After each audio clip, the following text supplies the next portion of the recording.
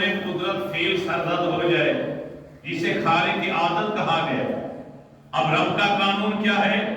آپ درخت کو آواز دیں وہ چل کر نہیں آئے، لیکن اگر کسی کے ایک اشارے پر جڑوں سمیت درخت چل کر آ جائے یہ خلاف قانون قدرت ہو جائے گا.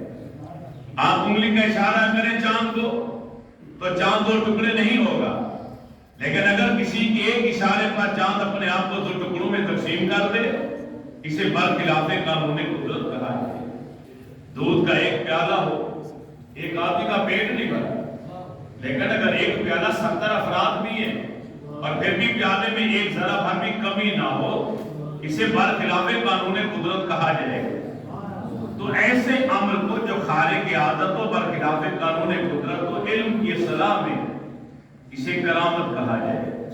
ایسا شخص اللہ کا ولی ہے اور اس کا یہ عمل کرامت کہلائے گا، بشرط یہ کہ اس کے ساتھ نبوت کا دعویٰ نہ ہو، کیونکہ نبی کریم علیہ الصلوۃ والتسلیم ہمارا ایمان ہے کہ اللہ کے آخری نبی و رسول ختم نبوت کا تاج آپ کے سر. اب قیامت تک نبوت کا دروازہ بند، اس لیے شرط رکھی گئی کہ نبوت کا دعویٰ نہ ہو. عمل کو کرامت کا نام دیں گے. بات سمجھ رہے ہیں؟ میں آسان طریقے سے سمجھا رہا ہوں کہ مشکل تقریر نہ کروں، آسان کروں، آپ کی سمجھ میں آئے.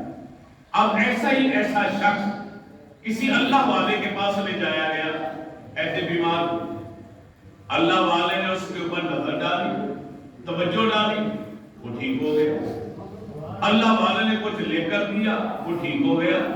اللہ والے نے خالی اس کے اوپر دم کیا، پھونک ماری، وہ ٹھیک ہو گیا. اب ایسے شخص کو اللہ کا ولی کہا جائے گا اور اس عمل کو کرامت کہا جائے گا کیونکہ اللہ تعالی نے دوا کو اس بیماری کے لیے سبب عادی بنایا تھا کہ اگر اس مرض میں کوئی ڈاکٹر یہ دوائی لے کر دے دے گا تو اللہ تعالیٰ اس کے صدقے اسے شفا عطا فرمائے گا. لیکن دم کرنے کو، پھونک مارنے کو، نگاہ ڈالنے کو، نظر ڈالنے کو، توجہ کرنے کو، ہاتھ لگانے کو، انگلی کا اشارہ کرنے کو یا تعویذ لے کر دینے کو اللہ نے سبب عادی مرض کے لیے نہیں بنایا.